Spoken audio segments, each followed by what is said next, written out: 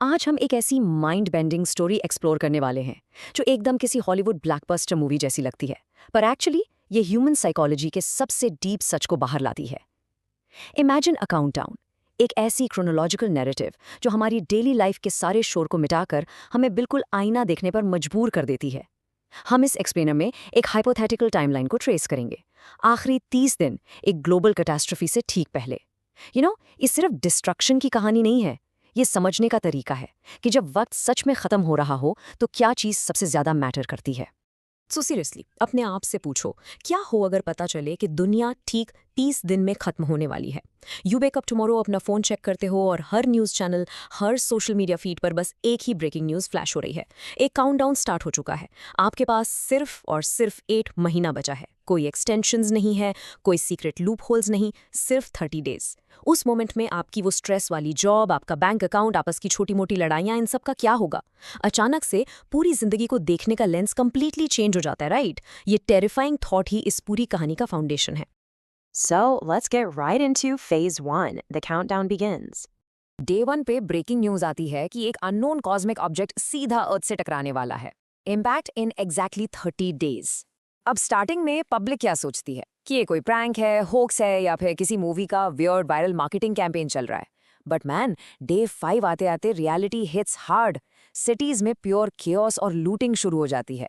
जिन systems पर हम blindly rely करते हैं ना, वो सब लिटरली एवैपोरेट हो जाते हैं। लोग अपने पैसे, पावर और जॉब्स छोड़कर बस डेस्परेट होकर अपने लव्ड वंस के पास भागते हैं। डे 10 तक आते आते गवर्नमेंट्स ग्लोबल इमरजेंसी अनाउंस कर देती हैं। कुछ पावरफुल नेशंस सीक्रेटली बंकर्स बनाने लगते हैं। बेसिकली सोसाइटी में ऑर्डर का फसाद अब पूरी तरह से शैटर हो चुका है। और ऐसे टाइम पे इंटरनेट और हमारी सोसाइटी डीपली दो हिस्सों में बंट जाती है। एक तरफ है द पैनिक वाले, ये वो लोग हैं जो डर फैला रहे हैं, लूटिंग में शामिल हो रहे हैं और हर जगह वर्स्ट केस सिनेरियोज शेयर कर रहे हैं। और दूसरी तरफ द होप देने वाले, वो लोग जो अपने आखिरी दिन स्ट्रेंजर्स की मदद करने में, अपने रिसोर्सेज शेयर करने में और दूसरों को कंफर्ट देने में बिता रहे हैं। इट्स फैसिनेटिंग, क्योंकि जब दुनिया के सारे रूल्स और लॉज गायब हो जाते हैं ना, तब एग्जैक्टली दिखता है कि लोग असल में हैं कौन। उस एक्सट्रीम पैनिक के बाद आती है एग्जॉशन, और यहाँ से शुरू होता है phase 2, a shift in perspective. Day 15, बिल्कुल हाफवे मार्क पर हमारा नरेटर एक बहुत ही प्रोफाउंड डिसीजन लेता है। वो कहते हैं, अगर 30 दिन ही बचे हैं तो मैं अपनी जिंदगी सच में जीऊंगा। Just think about the weight of that statement. उन्हें जीना शुरू करने के लिए लिटरली दुनिया के एंड होने का वेट करना पड़ा। नरेटर न्यूज़ देखना कंप्लीटली बंद कर देते हैं। वो वापस अपने पेरेंट्स के पास चले जाते हैं, पुराने दोस्तों को कॉल करते हैं, उन सब लोगों से फाइनली मिलते हैं जिन्हें वो हमेशा लेटर के लिए टाल देते थे, क्योंकि अचानक से अब इस दुनिया में लेटर जैसा कुछ बचा ही नहीं है। यूनिवर्स किसी को भूलने थोड़ी देता है कि आगे क्या आने वाला है। डे 20 तक आते आते आसमान का रंग सच में बदलने लगता है। रात में एक मैसिव ग्लोइंग रेड ऑब्जेक्ट बिल्कुल साफ दिखता है आसमान में। अब किसी डाउट या डिनायल का कोई स्कोप नहीं बचा। वक्त सच में हाथ से निकल रहा है।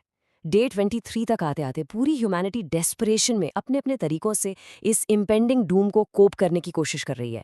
डे 23 पर ये कोपिंग मैकेनिज्म्स बिल्कुल एक्सट्रीम हो जाते हैं। इन रिएक्शंस को हम बेसिकली 3 कैटेगरीज में देख सकते हैं। फर्स्ट, एक massive return to faith. Temples, mosques और चर्चेज ऐसे लोगों से खचाखच भरे हुए हैं जो डीपली प्रे कर रहे हैं। सेकंड कैटेगरी में है एक्सट्रीम हेडनिज्म। लोग वाइल्ड पार्टिंग कर रहे हैं, लिटरली अपने आखिरी घंटों से हर एक डोपामिन ड्रॉप को निचोड़ लेने की कोशिश में। और तीसरे, वो लोग जो एकदम कंप्लीटली साइलेंट हो जाते हैं। वो बस डीप थॉट में खोकर अंदर ही अंदर अपने इस ट्रैजिक एंड को प्रोसेस कर रहे हैं। फिर आता है डे 25, जहां हमारा नरेटर एक फाइनल वीडियो डायरी रिकॉर्ड करता है। और उनका मैसेज बहुत ही सिंपल और हार्ट ब्रेकिंग था। जिंदगी छोटी थी, पर हमने उसे कॉम्प्लिकेटेड बना दिया। अगर तुम ये देख रहे हो तो अपनों से प्यार करना कभी मत भूलना। ये कितनी ट्रैजिक पर ब्यूटीफुल रियलाइजेशन है, राइट? सारा करियर का स्ट्रेस, सारे छोटे झगड़े, सोशल मीडिया वैलिडेशन, किसी भी चीज़ की ज़ीरो वैल्यू थी। एंड के बिल्कुल सामने खड़े होकर सिर्फ एक ही चीज़ मैटर करती थी, और वो थी कनेक्शन, प्यार।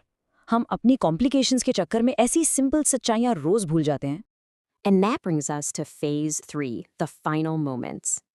डे 27 को नेचर एकदम अननर्विंगली शांत हो जाता है। ऐसा लगता है जैसे अर्थ ने खुद अपनी सांस रोक ली हो। और फिर आता है डे 29।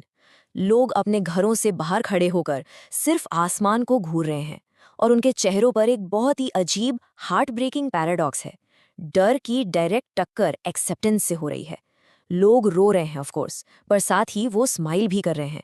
वो उस इम्पैक्ट से डर तो रहे हैं, पर उन्होंने अपने नसीब को फुली एक्सेप्ट कर लिया है और उनके आसपास खड़े अपनों के साथ फाइनली एक पीस ढूंढ लिया है।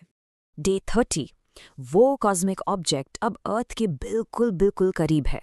पूरा आसमान उसने घेर लिया है। आखिरी सेकंड्स चल रहे हैं और तभी दुनिया भर में बिना किसी बॉर्डर, रिलीजन या लैंग्वेज की परवाह किए लोग एक दूसरे का हाथ पकड़ लेते हैं। अपनी फैमिलीज, अपने फ्रेंड्स और यहाँ तक कि कंप्लीट स्ट्रेंजर्स का हाथ। They literally brace themselves together.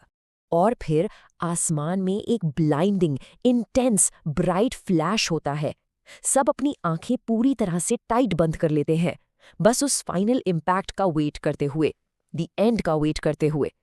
Par impact कभी होता ही नहीं, सिर्फ एक डीप साइलेंस। जब लोग धीरे धीरे डरते हुए अपनी आंखें खोलते हैं तो उन्हें पता चलता है कि द अनइमेजिनेबल हैज हैपेंड।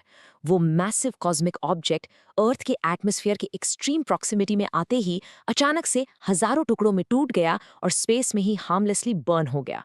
कोई डिस्ट्रक्शन नहीं हुई, पूरा प्लैनेट बच गया। The world is saved. Relief इतना मैसिव था जिसे शब्दों में बयान ही नहीं किया जा सकता। पर उस रिलीफ के साथ आई एक बहुत बड़ी global realisation, the ultimate lesson. लोग एक दूसरे को देखते हैं, अभी भी हाथ पकड़े हुए हैं, एंड दे रियलाइज कि इन आखिरी 30 दिनों ने कंप्लीटली सब कुछ बदल दिया है। जैसा कि हमारा नरेटर समझता है, एंड का डर ही लाइफ का रियल मीनिंग समझा गया। इंसान को सच में जीना सीखने के लिए मौत की एब्सोल्यूट सर्टेनिटी की जरूरत पड़ गई। उन्होंने फाइनली टाइम की रियल वैल्यू सीखी, फैमिली की डीप इंपॉर्टेंस समझी। वो फिजिकल फॉर्म में बच जरूर गए थे, पर 30 दिन पहले वो जो लोग थे ना, वो हमेशा के लिए खत्म हो चुके थे। दे वर रीबॉर्न। सो यहाँ एक आखिरी और सबसे जरूरी सवाल डायरेक्टली आपके लिए है। अगर सिर्फ 30 दिन बचे होते तो तुम क्या करते? किसको कॉल करते? किस पुरानी बात का गुस्सा हमेशा के लिए छोड़ देते? ऐसा कैसा पैशन है जिसे फाइनली परस्यू करते? सच ये है गाइज कि आपको आसमान में किसी जायंट रेड ऑब्जेक्ट के आने का वेट करने की कोई जरूरत नहीं है इन चॉइसेस को लेने के लिए। You absolutely don't need a terrifying countdown to start living authentically. Life अभी यहाँ है, इस वक्त। So don't wait for the end of the world to start living.